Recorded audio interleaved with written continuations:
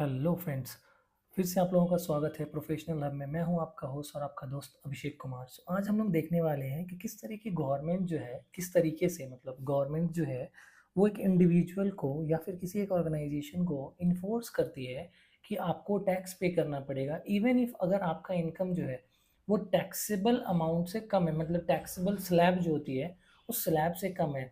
Normal जैसे कि एक इंडिविजुअल का स्लैब होता है कि अगर आपका इनकम 7 लाख से ज़्यादा है तो पुराने स्लैब में जैसे था 5 लाख, नए स्लैब में आया 7 लाख। तो अगर आपका इनकम 5 लाख से ज़्यादा है तभी जा करके आपको टैक्स पे करना है, अदरवाइज आपको टैक्स पे करने की ज़रूरत नहीं है। लेकिन देर आर सर्टेन सर्कमस्टांसेस, कुछ ऐसे सिचुएशंस हैं जहाँ पर गवर्नमेंट जो है वो आपको इन्फोर्स करती है कि इवन इफ अगर आपका इनकम जो है वो टैक्सेबल लिमिट से कम है, जो लिमिट होना चाहिए, जो स्लैब है, उस स्लैब में टैक्सेबल अमाउंट जो है वो काफ़ी कम है, बट स्टिल आपको टैक्स पे करना पड़ेगा। अगर आप नहीं पे करते हैं तो आप आईटीआर फाइल नहीं कर सकते हैं।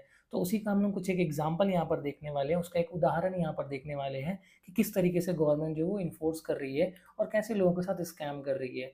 तो चलिए इस वीडियो को शुरू करते हैं।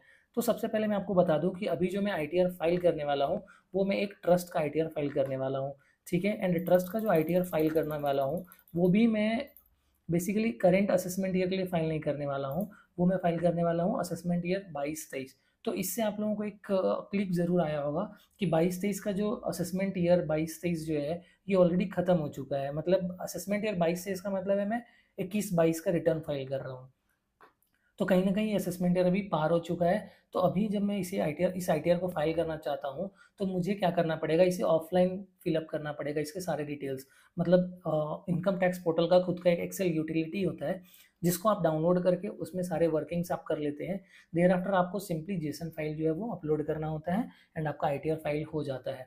तो अभी हम लोग देखने वाले हैं कि किस तरीके से एंड कहाँ पर गवर्नमेंट हमें लूप होल में पकड़ती है एंड कैसे वो क्या करते हैं, हमें इन्फोर्स करते हैं कि आपको टैक्स पे करना पड़ेगा। तो चलिए इस वीडियो को फिर से स्टार्ट करते हैं।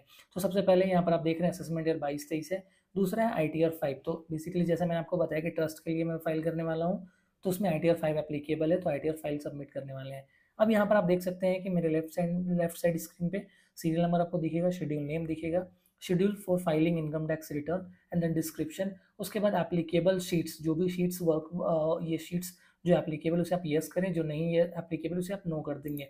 तो यहाँ पर वह अगेन सॉरी, यहाँ पर अगेन आपको येस या नो करना है अगर आप प्रिंट कराना चाहते हैं उस पेज को। तो अगर नहीं कराना चाहते हैं आप नो कर सकते हैं।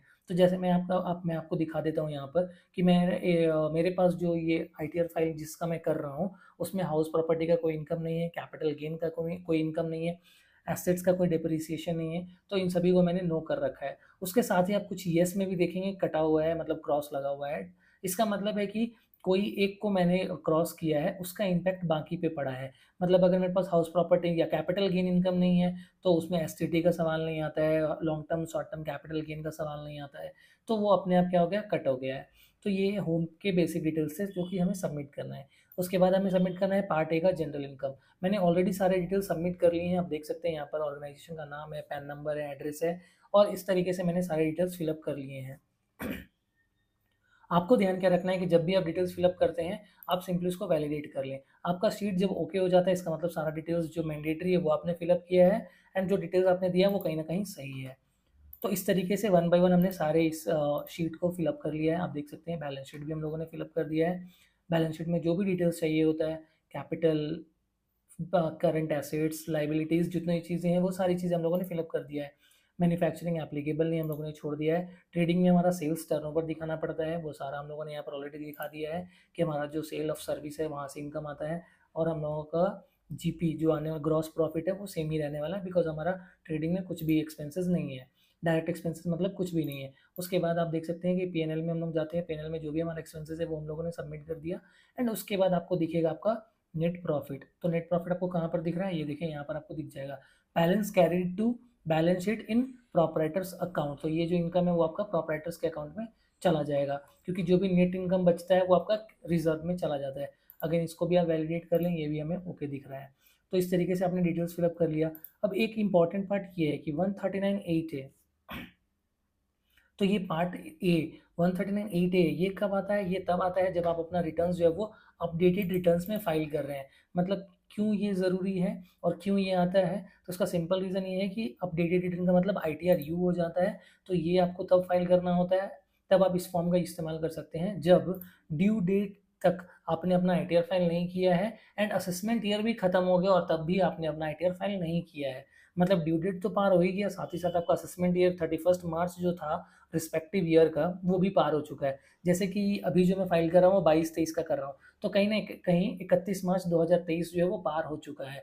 तो इसके वजह से मुझे ये फॉर्म सेलेक्ट करना पड़ रहा है और यहाँ पर मुझे डिटेल्स फिलअप करने की ज़रूरत है। अभी इसमें आपसे एक चीज़ पूछा जाता है सबसे इंपॉर्टेंट कि are you filing the updated return during the period. तो आप कौन सा पीरियड में फाइल कर रहे हैं, तो आपके पास दो ऑप्शन है, या तो विद इन 12 मंथ्स और या तो फिर आपका 12 से 24 महीने, मतलब 2 साल के अंदर में। तो हम लोग अभी 2 साल के अंदर में दिखा रहे हैं कि फाइल कर रहे हैं। हम लोगों ने बैलेंस शीट्स देख ली है, ट्रेडिंग पीएनएल सारा हम लोगों ने देख लिया।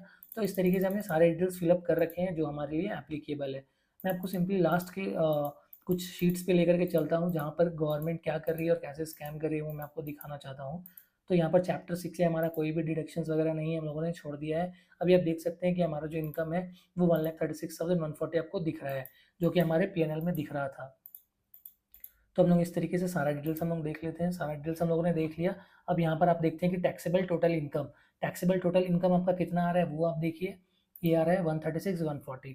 अब इसके ऊपर में टैक्स जो है वो कैलकुलेट किया गया है, computation of tax liability on total income. तो हमारा टोटल इनकम है 1,36,140।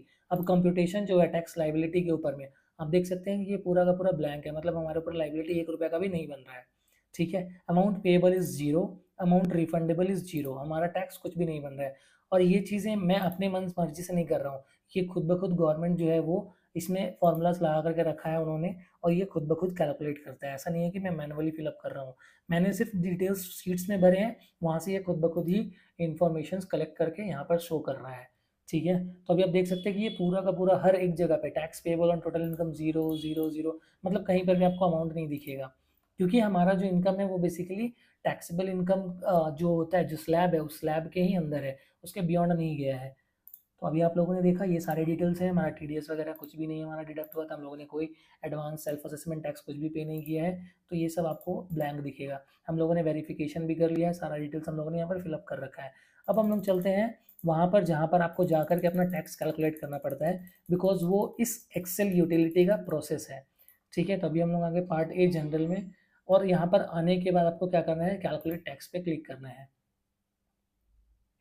सो जैसे ही आप कैलकुलेट टैक्स पे क्लिक करते हैं, आपका टैक्स अगर कुछ रहता है तो वो सिंपली आपको टैक्स पे करने के लिए बोलते हैं, अगर नहीं रहता है तो इस तरीके से वो एज इट इज़ पूरा 100% कंप्लीट होकर के रिटर्न आ जाता है उसी पेज पे। तो अभी आप लोगों ने देखा कैलकुलेट टैक्स में हमारा 1 रुपये का भी टैक्स नहीं बन रहा है। हम लोगों ने क्लिक किया जनरेट जेसन पे। To save JSON file which we have to click on the save JSON button on this sheet. तो सिंपली उन्होंने क्या बोला कि आपको अगर जेसन फाइल सेव करना है तो आपको यहाँ पर सेव जेसन का जो ऑप्शन है इस पर क्लिक करना है और ये सेव हो जाएगा। ठीक है, उससे पहले एक इंस्ट्रक्शन देती है गवर्नमेंट और ये एक्सेल यूटिलिटी कि आपका जो भी टैक्स है और जो इंटरेस्ट है वो आपको देखना है कि वो सेट ऑफ हो रहा है या नहीं हो रहा है, या फिर अगर कुछ लायबिलिटी है तो वो आपको पे करना है, और ये आप इस शीट में जाकर के देख सकते हैं। ठीक है, एंड अगेन सबमिट करने से पहले आप उसे वेरीफाई भी कर लें। ठीक है, हम लोगों ने सारी चीज़ें देख ली है, हमारा सारा डिटेल्स करेक्ट है, सही है, और उसके बाद हम लोग इसे ओके करते हैं, सेव जेसन पे क्लिक करते हैं।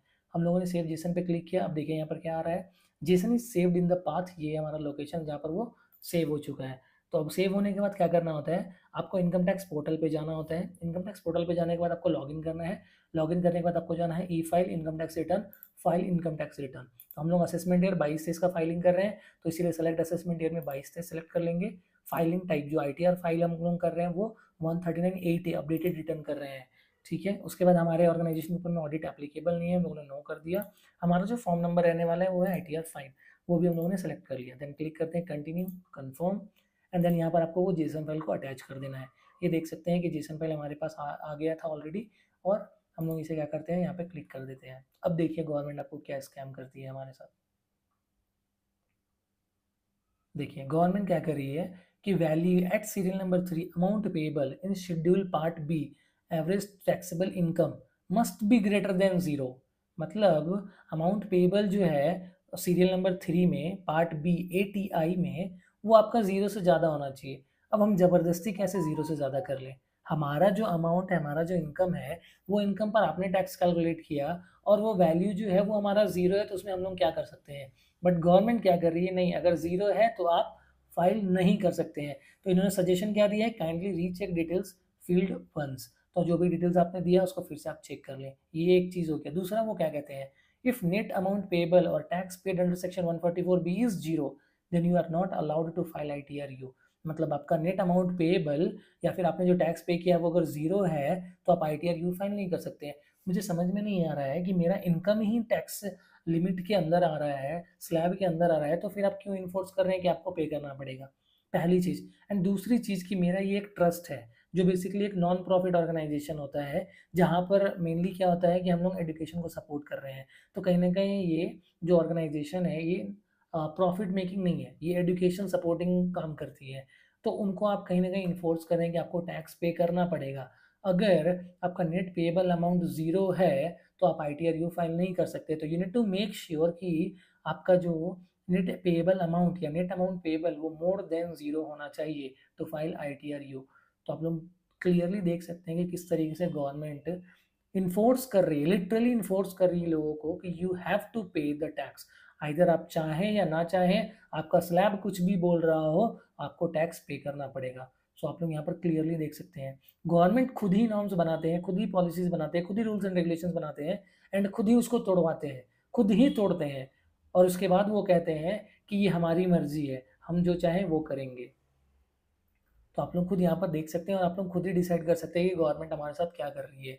और जिन्होंने भी ऐसा ऑलरेडी पे कर रखा है टैक्स, और डेफिनेटली जो भी ITRU फाइल करते हैं उनको पे करना ही पड़ता है, तो वैसे लोग प्लीज़ कमेंट करके बताएं। मुझे भी जानना है कि इस दुनिया में और इस देश में, बेसिकली इंडिया में, कितने ऐसे लोग हैं जो टैक्स इनफोर्सली पे कर रहे हैं, जिनको मतलब पे नहीं करना है बट गवर्नमेंट उनको इन्फोर्स कर रही है और वो इन्फोर्सेबली पे कर रहे हैं बिकॉज उनके पास कोई ऑप्शन ही नहीं है। तो आज की वीडियो में बस इतना ही। नेक्स्ट वीडियो में मिलते हैं एंड जानते हैं कि गवर्नमेंट और किस तरीके से स्कैम कर रही है, और कुछ नए नॉलेज के साथ हम लोग फिर से मिलेंगे। तब तक के लिए बाय, टेक केयर।